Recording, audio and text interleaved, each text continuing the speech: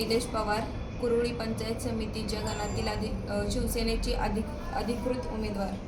आज मी प्रचार दौऱ्याला जात असताना सकाळी मला अतिशय दुःखद बातमी कळाली आणि ती आपल्या सर्वांनाही कळाली असेल।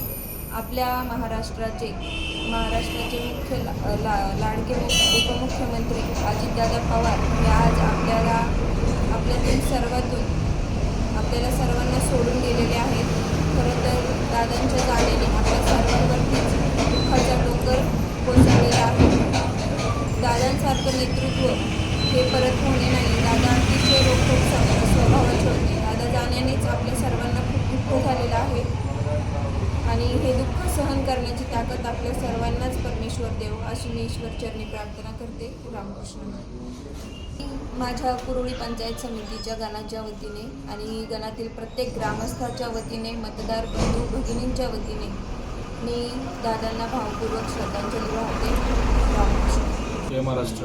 मी निलेश निवृत्ती पवार, शिवसेना तालुका प्रमुख। आज सकाळी 9 वाजता जी घटना घडली, अतिशय दुर्दैवी अशी ही घटना आहे। त्या घटनेमुळं संपूर्ण महाराष्ट्र हा दुःखमय वातावरण पसरलेलं आहे। हे संपूर्ण महाराष्ट्रच नव्हे तर आमचा पुणे जिल्हा देखील अतिशय दुःखाला सामोरं जात आहे।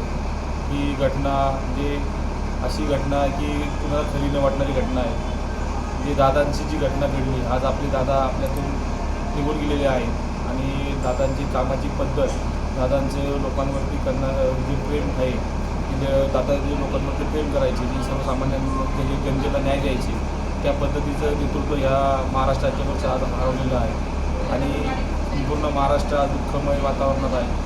आज या दादांना शेवटची भावपूर्ण श्रद्धांजली अर्पण करण्यासाठी मी आणि माझं पवार कुटुंब, तसंच संपूर्ण खेड तालुका आणि खेड तालुक्यातील सर्व शिवसैनिक या सर्वांच्या वतीने मी दादांना अत्यंत भावपूर्ण श्रद्धांजली अर्पण करतो आणि माझी